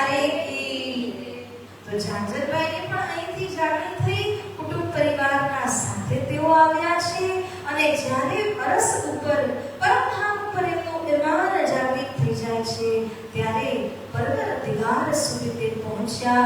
રાશ્યામજીના ચરણોને એમણે પ્રાપ્તિ કરી.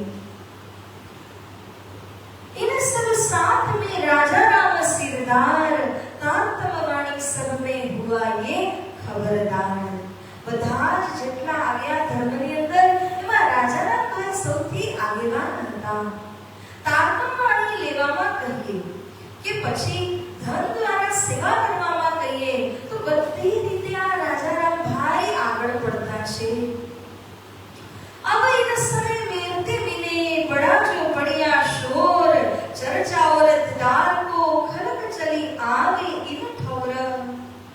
શ્રી પ્રાણનાજીના ચર્ચાનો પડવો એવો પડે છે. તો લાભાનંદી તેને પરાસ્ત કર્યા અને એટલો બધો શોર થયો મેરતાની અંદર કે ખૂબ ખૂબ લોકો અહીંયા પ્રાણનાજીના હસ્તે જાગૃત થઈ જાય છે. સુની બાત જશવંત કી. શ્રી પ્રાણનાજી અહીંયા એક રાજાના વિષયમાં સાંભળ્યું, નામ છે જશવંત રાજા. તબ પાતી લીખી દોય, એને સમજાવવા માટે પાતી લખી અને ગોવર્ધનભાઈને એ પાતી આપીને કહ્યું કે તમે જઈને રાજા સાથે મુલાકાત કરો. એ શું જવાબ આપે છે આપણે જોઈએ. કારણ કે જો આ અંકુરી હશે તો એનો મતલબ કે સદગુરુ મહારાજે કહેલા શાકુંતલ સકુમારમાંથી આ એક છે. એનો જવાબ લઈને તમે આવો. ગોવર્ધનભાઈએ આજ્ઞા શિરોધાર્ય કરી અને સિંધ નદીને પાર કરીને જે અટક દેશ આવેલો હતો ત્યાં જઈ અને જશવંત રાજાની સાથે મુલાકાત કરે છે.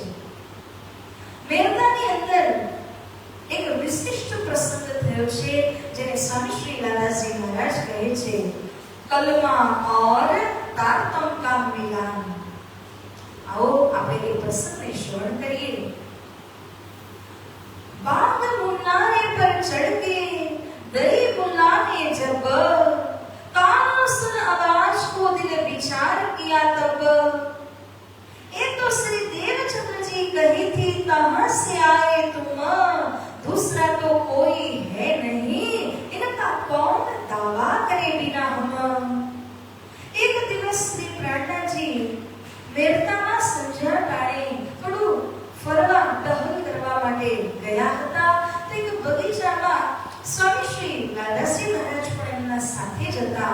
અને જ્યારે બંને જણા ફરતા એક બગીચામાં પહોંચ્યા, સંધ્યાનો સમય, શાંત વાતાવરણ અને કાનોમાં એક બાંધનો સ્વર પડે છે. આ પહેલી વાર નથી.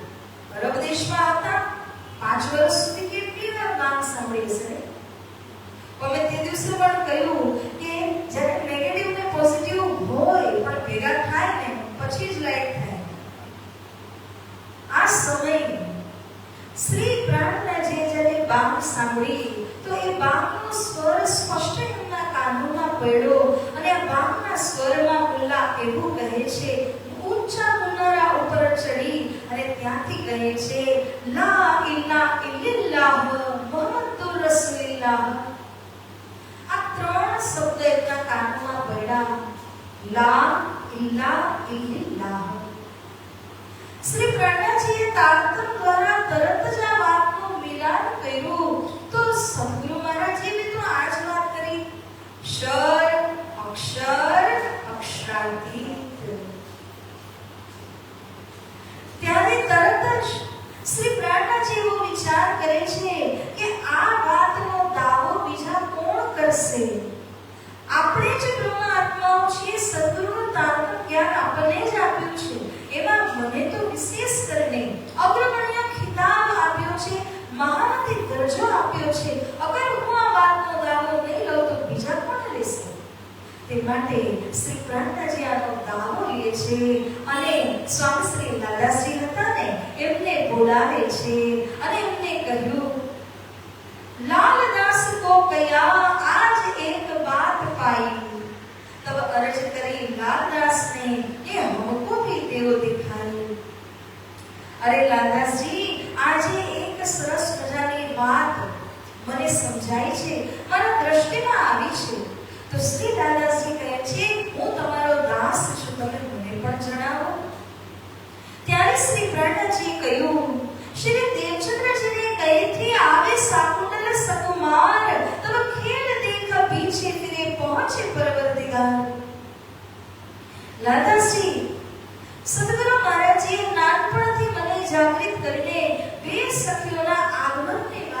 સમજાવેલી હતી, એક શાકુંતલ, એક સકુમાર. અને એવું કહ્યું હતું કે આ બંને રાજઘરાનામાં આવેલી સખીઓ છે, પરમધામમાં મૂળ મિલાવવામાં એમની પરાગમાં ખીલખીલીને હસે છે. આ બંનેની જાળવણી કરવાનો આદેશ મને આપેલો હતો અને કહેલું કે આ બંને વિપરીત સમાજની અંદરમાં છે. એ બંનેને તમે જગાડશો તો બંને હિન્દુ મુસલમાનની અંદર છે, તો બંને સંપ્રદાયોના બ્રહ્મ આત્માનો રસ્તો ધામ જવા માટેનો ખુલી જશે. સદગુરુ મહારાજનો આ ભવિષ્ય મારા કાનોમાં ગુંજયમાન થઈ રહ્યું છે. શ્રી પ્રાણનાથજી કહે છે, લાલાજી, શ્રી મોહમ્મદ સાહેબ કુરાન લાયે, સબ તુમારા મતલબ. મોહમ્મદ સાહેબજી કુરાન લઈને આવ્યા, એનો દાવો તે ઈસા ધર્મનો, મતલબ કે જે મુસલમાન ધર્મનું જે પાલન કરી રહ્યા છે એ લોકો દાવો કરે છે, પરંતુ વાસ્તવમાં આ કુરાન કોના માટે આવી? કે જે બ્રહ્મ સૃષ્ટિઓ અસુર જાતિમાં એ લોકોને જગાડવાનું સાધન છે આ કુરાન. તો એનો દાવો આપણા સિવાય બીજું કોણ કરી શકે? એવું શ્રી પ્રાણનાથજી કહી રહ્યા છે અને કહે છે, અબ લડાઈ કરને કો જાઈએ પાસ સુલ્તાન. હવે તો ઔરંગઝેબ બાદશાહ જે સુલતાન છે, જે હિન્દુ ધર્મની ઉપર અતિશય અત્યાચાર કરી રહ્યા છે, એમના અત્યાચારને દમન કરવા, રોકવા માટે હવે આપણે આ જ કુરાનનો સંદેશ એના કાનોમાં નાખીશું. ચલો હવે આપણે લડાઈ કરવા માટે કમર બાંધીએ. સુંદર સાજી આ સમય તારતમ જ્ઞાન અને કલમા, કલમા એટલે એમનો મંત્ર, મુસલમાનનો મંત્ર, એને કહેવાય છે કલમા. આ મંત્ર શું હતો? લા ઇલાહા ઇલ્લલ્લાહ મુહમ્મદુર રસૂલુલ્લાહ. તારતમ અને કલમાનું મિલાન કર્યું. સદગુરુ મહારાજજી અને મોહમ્મદ સાહેબે જે લક્ષ્ય આપેલું છે એ કયું છે? લાથી પરે ઇલ્લા, ઇલ્લાથી પરે ઇલ્લાહનું લક્ષ્ય છે. આ ક્ષર બ્રહ્માંડથી પરે અક્ષર બ્રહ્મ, અક્ષર પરે અક્ષરાતીતનું લક્ષ્ય સદગુરુ મહારાજે આપેલું. અને મોહમ્મદ સાહેબે શું આપ્યું? ઇલ્લાહનું લક્ષ્ય દીધું. શબ્દ અલગ છે, ભાષા અલગ છે, લક્ષ્ય એક છે. આ વાતની સમજ શ્રી પ્રાણનાથજીની અંદર આવી ગઈ, માટે કહ્યું, દો હાથી કરી મોહે ચેતન. મારા બે હાથી છે, સદગુરુ અને મોહમ્મદ સાહેબ. આ બંને મને સચેત કરીને આ જ્ઞાન પ્રદાન કર્યું છે. આ રીતે એક ચોપાઈ વાણીની અંદર આવે છે, મોહમ્મદ આયા ઇસે મિલે અહમદ कहलाया श्याम, मोहम्मद मिले मेहदी मिले, ये तीनों मिले हुए इमाम. બહુ જ ગહેરાઈની વાણી છે, પરંતુ એક વાત આપણે એમાંથી સમજવાની છે કે જ્યારે મોહમ્મદ અને ઈસા બંનેનું જ્ઞાન ભેગું થયું પ્રાણનાથજીના અંદર, ત્યારે એમને ખિતાબ મળ્યો, અહમદ ખિતાબ મળ્યો છે. અહમદ ખિતાબ એમના પાસે આવ્યો અને જ્યારે મહેદી કૃષ્ણ છે, શ્રી કૃષ્ણ પણ સદગુરુના હૈયામાં બિરાજમાન હતા, ત્યાંથી પ્રાણનાથજીના હૃદયમાં બિરાજમાન થયા. તો એ મહેદી પણ જ્યારે મળ્યા તો ત્રણ સ્વરૂપ મળીને, કયા ત્રણ? કૃષ્ણ, સદગુરુ, મોહમ્મદ. ત્રણ સ્વરૂપ જ્યારે મળ્યા, ये तीनों मिल हुए इमाम. ત્યારે ઇન્દ્રાવતી સખીની જે પદવી છે એ પદવી શું થઈ ગઈ? ઇમામની પદવી થઈ ગઈ. સુંદર સાજી આ રીતે અહીંયા તારતમ અને કલમાનું મિલાન કરીને ખૂબ હિંમત રાખીને શ્રી પ્રાણનાથજી અહીંયાથી આગળ પ્રસ્થાન કરે છે. તો આવો આપણે ઝડપથી એક નાની એવી ધૂન બોલાવી અને આપણે આગળ વધીએ. એક નાનો પ્રસંગ આની આગળ છે, એને આપણે લઈ લઈશું, કવર કરી લઈશું.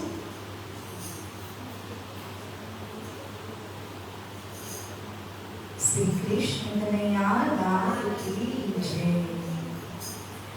आओ मिलकर याद करने अपने पिता जी को, आओ मिलकर याद करने अपने पिता जी को, आओ मिलकर याद करने अपने धनी जी को, आओ मिलकर याद करने अपने धनी जी को, अपने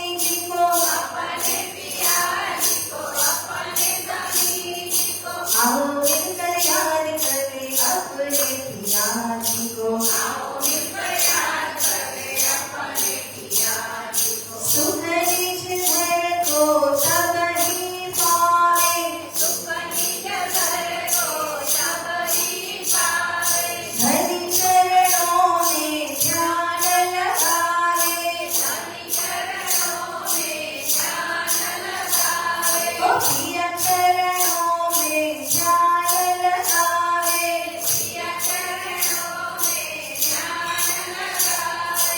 आओ मिलकर याद कर ले अपने पिया जी को, आओ मिलकर याद कर ले अपने पिया जी को, आओ मिलकर याद कर ले अपने धनी जी को, आओ मिलकर याद कर ले अपने धनी जी को, आओ मिलकर याद कर ले अपने पिया जी को। कृष्ण कन्हैया लाल की जय।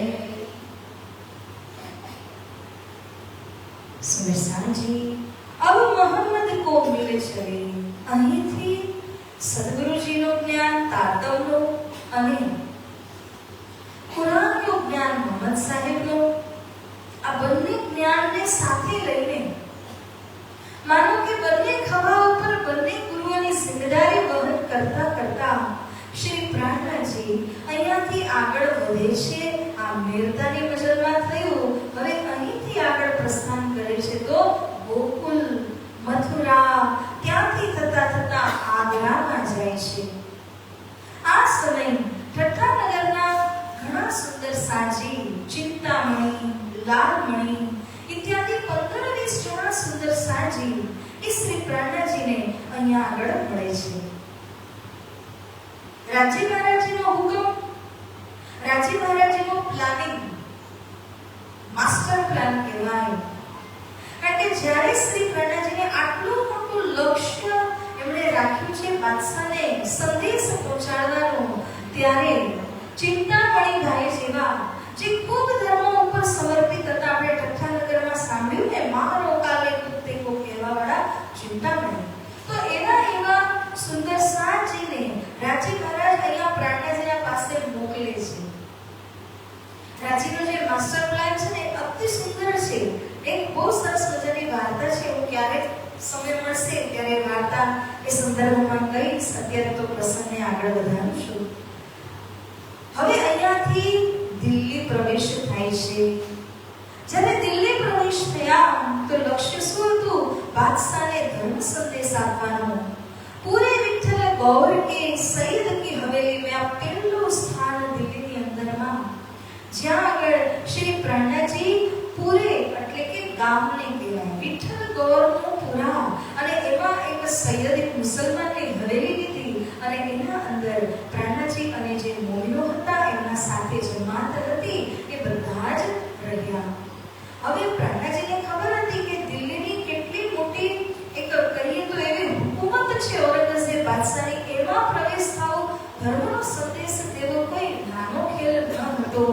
પહેલાથી જ બહેનોને આગ્રાની જે હવેલી હતી એમાં રાખી દીધા અને બાયજરાજી મહારાણીજીને એમનું નેતૃત્વ સોંપી દીધું અને કહ્યું કે અમે જ્યાં સુધી દિલ્હીમાં ધર્મ યુદ્ધ કરીશું ત્યાં સુધી તમારા બધા મહિલા મંડળ અને બહેનોનો સાથ જોઈએ છે।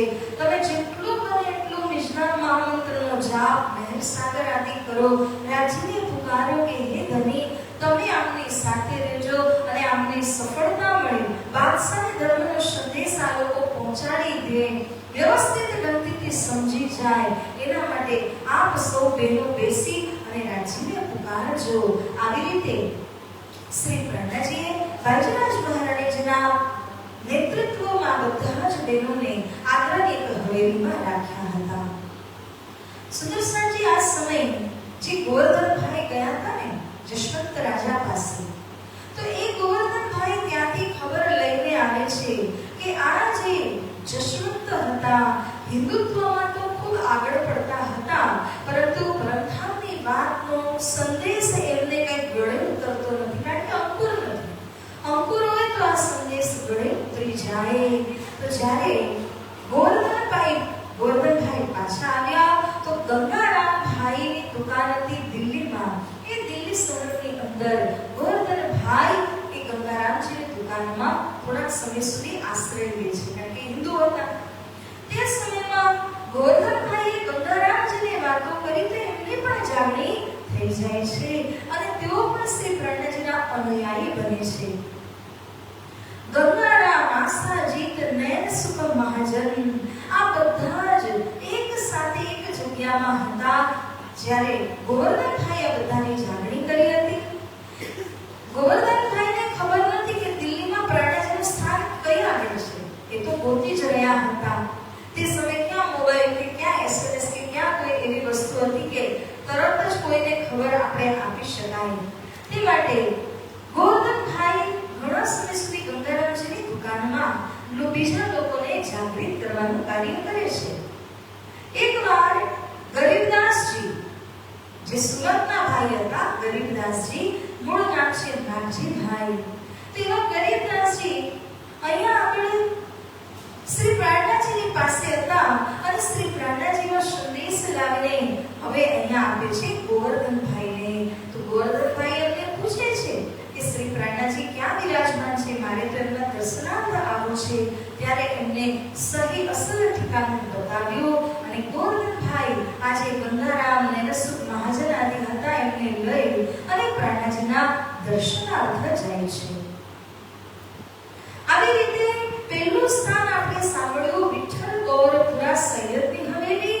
તો બીજું જે સ્થાન છે એને કહેવાય છે લાલ દરવાજા ક્ષત્રિયની હવેલીમાં પ્રાણનાજીએ ડેરો નાખ્યો. તમે સાંભળશો આ વિતક દરમિયાન કે કેટલા સ્થાન પરિવર્તન કરવા પડે છે.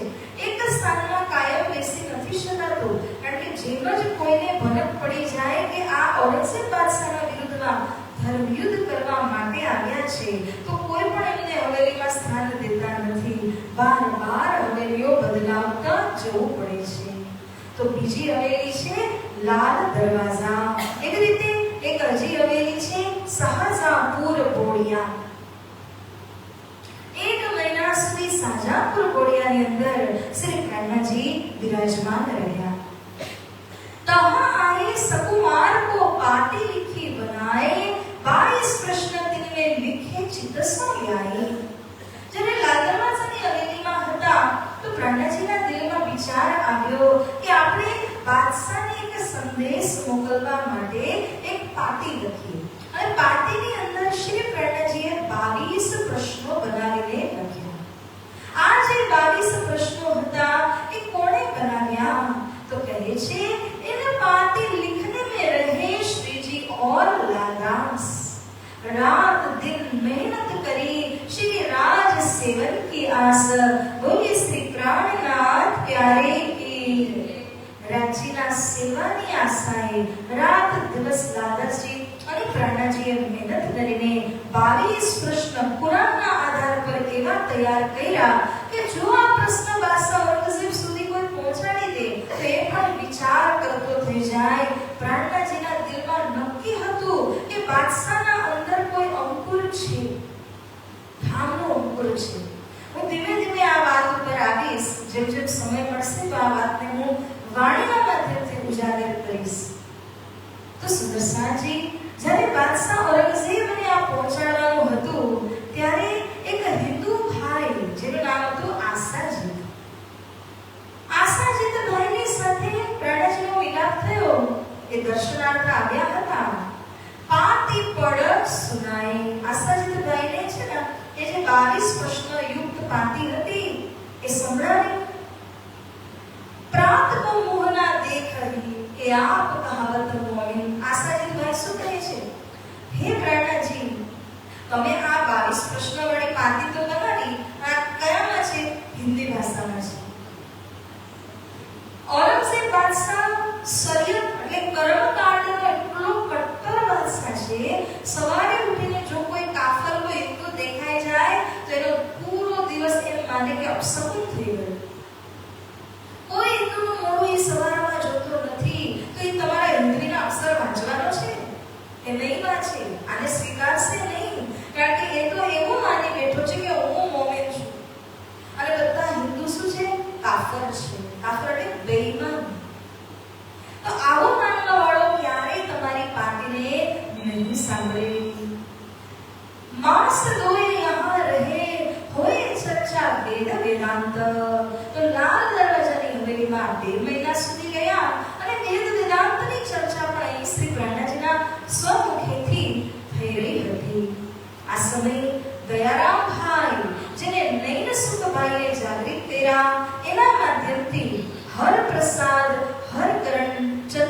ભાઈ, આ બધા દિલ્હીના સ્થાનિક સુંદર સાજી પણ જાગૃત થઈ જાય છે. મહાજન જેઠા વેદાંતી ચર્ચા સુનતા કાન, સુગમ ભલે ચિંતા પણ છૂટ્યા સુન મકાન. એક મહાજન એટલે કે એક બહુ ઉચ્ચ જાતિના જેઠા વેદાંતી આવ્યા હતા, જે શ્રી પ્રહલાદજીના દર્શન કરવા માટે અહીં પધારે છે. આવે અને શ્રી પ્રહલાદજીની ચર્ચાને શ્રવણ કરે છે.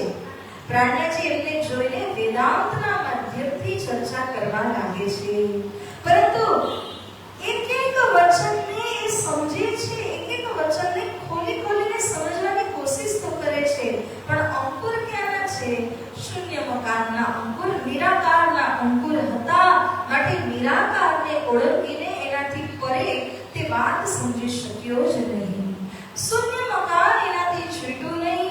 સત્ય વાતને સમજવા છતાં પણ પ્રહલાદજીના શરણાર્થી બની શક્યો નહીં. દિલ્હીમાં પ્રવેશ થયા ત્યારે એક અદ્ભુત ઘટના સુરતમાં થઈ.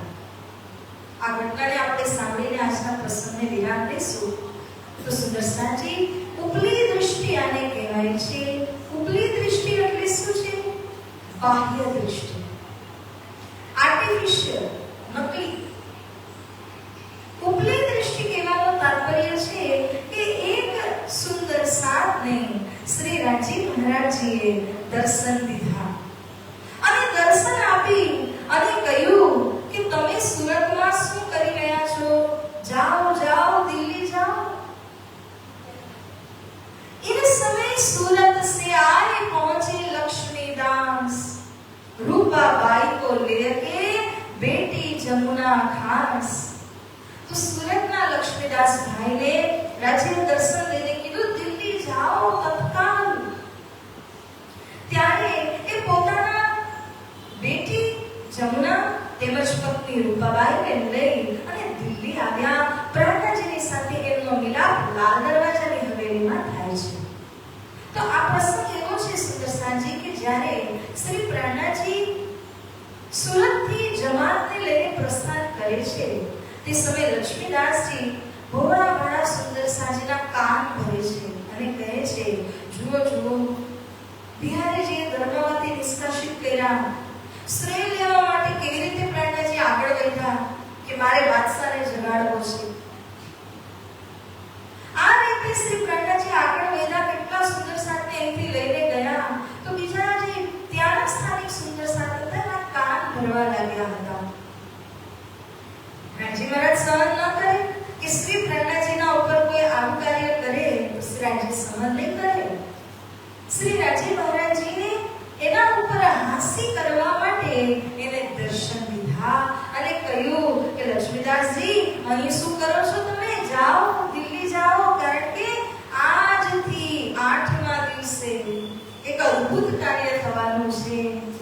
આજ સે સકુમાર ગાઈ આવે 8મે દિન.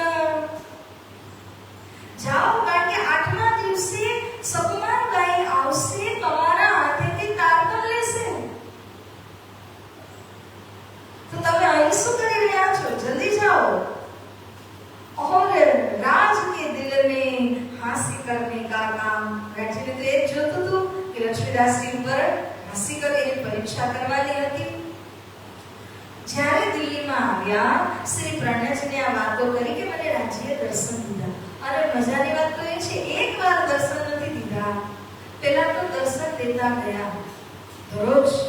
અને દર્શન આપીને એને વિશ્વાસ કરાવ્યો કે હું તારી જોડે છું. તો એવી રીતે દર્શન દીધા અને પછી છેલ્લે દર્શન આપીને કહ્યું કે અહીંયા નહીં, તમે ત્યાં જાઓ, તમારા હાથે સકુમારબાઈની જાગણી થવાની છે. માટે લક્ષ્મીદાસજી ત્યાંથી રવાના થઈને તરત જ દિલ્હી પહોંચ્યા. પ્રહલાદજીની સાથે મિલાપ કરીને આ બધી વાતો, દર્શનની વાતો જણાવી. તબ રાજ બડો આદર કિયો, કહે બેઠો જોડે સયન કૃષ્ણ કનૈયા લાલ કી. શ્રી પ્રહલાદજીએ ખૂબ એમનો આદર કર્યો, સન્માન કરીને કહ્યું કે અરે સુંદર સાજી, હું જ્યાં જે આસન ઉપર બેઠો છું, મારા જોડે લક્ષ્મીદાસજીનું આસન લગાડો. બરાબર રાજી શ્યામાજીનો એવી રીતે.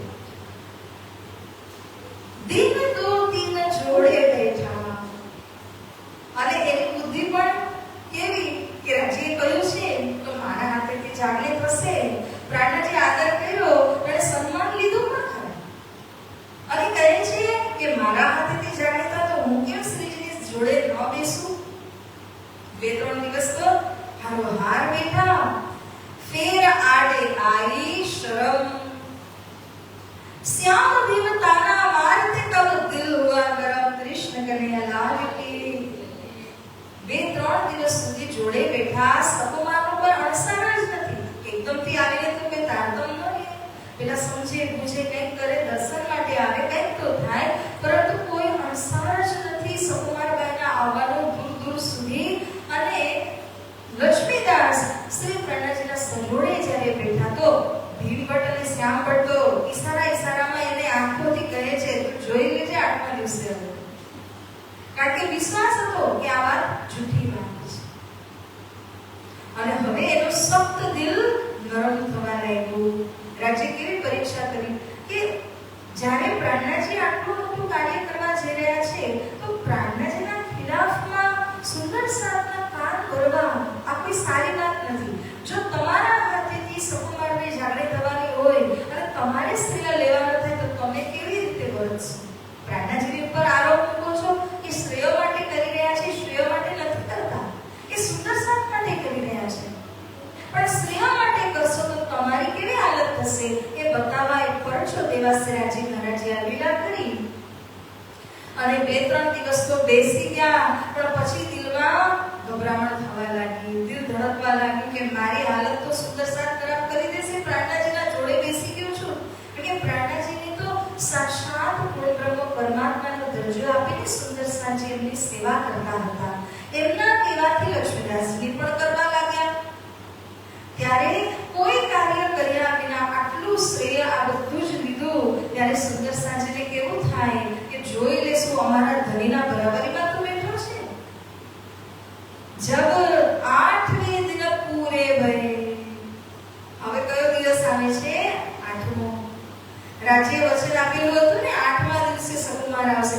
8મો દિવસ પૂરો થઈ ગયો. શ્રી રાજે દિયા દીદાર, શ્રી રાજી મહારાજે ફરીવાર લક્ષ્મીદાસજીને દર્શન આપે છે. ત્યારે લક્ષ્મીદાસજી એવા છટપટીમાં છે, હે રાજી મહારાજ, આપે કહ્યું હતું ને 8મા દિવસે સકુમારબાઈ આવશે, ક્યાં છે સકુમારબાઈ? ક્યારે મારીને તારતમ દેવાનો છે? બોલો. શ્રી રાજી મહારાજ કોઈ જવાબ નથી દેતા, પરંતુ હાસી કરી અને અંતર ધ્યાન થઈ જાય છે. લક્ષ્મીદાસજી સમજી ગયા કે અચ્છા, આ તો મને પરચો દેવા, મારા ઉપર હાસી કરાવવા માટે શ્રી રાજી મહારાજે મને દર્શન આપીને ઉપલી દ્રષ્ટિ આ એક પ્રસંગ અહીંયા બને છે. લક્ષ્મીદાસજીને સમજમાં આવ્યું કે મારી કેટલી મોટી ભૂલ થઈ. પણ જો ભીમભાઈના હાથમાં આવ્યા હોત, શ્યામભટ્ટજીના હાથમાં આવ્યા હોત ને તો ખેર નહોતી, રાતોરાત એ પણ ભાગી ગયા. આવી રીતે એક સરસ મજાનો પરચો લક્ષ્મીદાસજીને મળે છે. સાથજી આપણા પણ જીવનમાં લાગુ થાય છે કે શ્રેય માટે ક્યારેક દોડવું નહીં. કારણ કે પરમ પૂજ્ય ગુરુજી એ પણ અમને કહેતા, જો તમે સેવા કરશો, જો તમે કાર્ય કરશો તો શ્રેય તો રાજ્ય ઓટોમેટિક આપવાના છે. પણ તમે શ્રેય પાછળ દોડીને નહીં, રાજ્યની સેવા પાછળ, રાજ્ય મહારાજને પ્રસન્ન કરવા હેતુ તમે કોઈ સેવા કરો તો એનું શ્રેય તો ધણી આપશે ને આપશે. તો સાથજી આ રીતે અહીંયા એક પ્રસંગ બન્યો. ત્યાંથી જ્યારે બોડિયાની હવેલીની અંદર શ્રી પ્રાણનાજીનું આગમન થાય છે, ત્યારે નાગજીભાઈને મલકુલ મોત જનુબિયા, એટલે કે જાનલેવા બીમારી થઈ ગઈ અને એમના પ્રાણ નીકળી પણ ગયા. શ્રી રાજી મહારાજીએ પ્રાણનાજીએ જોયું કે અમારા વફાદાર છે, આમના જેવા ઈમાન વાળા મને મળશે નહીં. શ્રી પ્રણજી આશીર્વાદ દીધા. श्री धाम दिखाए के दिया अपना जोश, तब काल को मारिया होए गया फरामोश. बोली श्री प्राणनाथ प्यारे की. પ્રાણનાજી એમને જીવન દાન દીધું, પોતાનો જોશ દીધો, પરમધામની સામે એમને સન્મુખ કરી દીધા. એમના પ્રાણ છૂટી ગયા હતા, પરંતુ પ્રાણનાજીના આશીર્વાદ દ્વારા નાગજીભાઈની અંદર પાછા પ્રાણ પ્રવેશ કરાવ્યા. પ્રાણનાજીએ કાલના મુખને મર્દન કર્યું, એમને જીવન દાન આપ્યું. આવી રીતે રાજી ભાઈ જીવ્યા અને છેક સુધી પરના ધામ સુધી એમની સેવા રહી. અહીંયાથી નિર્મલદાસ સાથે 4 જણાને ખડકારી રાજા પાસે મોકલ્યા. કારણ એ જ હતું કે કોઈ પણ હિન્દુ રાજાના પાસે ધર્મનો સંદેશ શ્રી પ્રાણનાથજી મોકલે છે, જો એનામાં શાકુંતલ સુકુમારનો અંકુર હોય તો એ જાગૃત થઈ જાય, એના માટે સંદેશ મોકલે છે. તો અહીંયાથી જ્યારે સંદેશ મોકલ્યો, એક બીજી એ વાત બની કે બીના એક હમનું પ્રકરણ અવતરિત થયું. પ્રાણનાથજીએ એને જ પરિવર્તન કરી દીધું, બીના એક મોહમ્મદ બનાવ્યો. પોતાના યશકીર્તિની પગડી મોહમ્મદના સિર ઉપર બાંધી, કારણ કે આ પ્રકરણ દ્વારા બાદશાહને જગાડી શકાશે, એટલા માટે બીના એક હમનું બીના એક મોહમ્મદમાં પરિણત કરી દીધું. પેગામ આપવા માટે આ પ્રકરણ જ્યારે ઉતર્યું તો ભીમ ભટ્ટ લાલદાસજી મહારાજને અહીંથી રવાના કર્યા. દિલ્હી જઈને આ પ્રકરણનું વાંચન કરીને બાદશાહના કાન સુધી આ વાણી પહોંચાડો.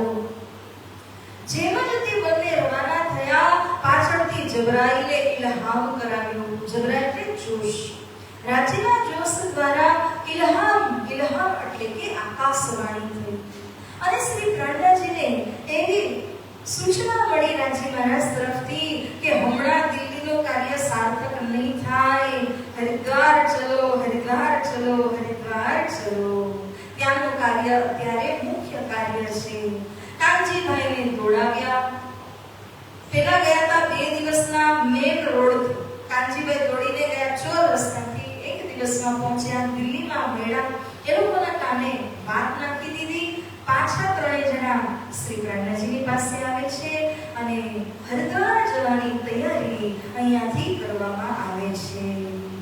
માસ એક ઇતરહ કે ફેર ચલે હરિદ્વાર, આए हरिद्वार में ताको कहो विस्तार, ताको कहो विस्तार, बोलिए श्री प्राणनाथ प्यारे की. સુદર્શનજી શાહજહાંપુર બોડિયા દાઉદ પાંડેની હવેલીમાંથી 1 મહિના સુધી રહીને અહીંયાથી મોટી એક જમાત લઈ લાલાજી મહારાજ જમણો હાથ છે અને જયકારોની સાથે અહીંથી પ્રસ્થાન કરે છે હરિદ્વાર માટે. આ તો 6 મહિના પહેલા મીટિંગ થાય છે વૃંદાવનમાં, ત્યારે જગ્યા મળે છે. પરંતુ પ્રાણનાથજીને તો પહેલા જ ઇલામ થયો, જસ્ટ પહેલા. મીટિંગમાં તો ગયા નથી, પરંતુ ધર્મનો ધ્વજ લઈને એકી સાથે હરિદ્વારના કુંભ મેળામાં પહોંચે છે. તો સુંદર સાંજે આ અતિ સુંદર પ્રસંગ, જેની અંદર વિભિન્ન પ્રકારના મતાંતરો સાથે પ્રાણનાથજીના જ્ઞાન, સદગુરુજીના જ્ઞાન, એ બંનેનો ટકરાવ થશે, શાસ્ત્રાર્થ થશે. આપણે માટે મુખ્ય છે કે આપણે નિજાનંદ સંપ્રદાયની જે પદ્ધતિ છે એને ખુલીને આમાં સમજીશું. તો સુંદર સાંજે પ્રસંગ આપણે આવતીકાલે શ્રવણ કરવાનું છે. આવો ચોપાઈ ભરાવીએ. શ્રી કૃષ્ણ કનૈયાલાલ કી જય. मास एक इतर के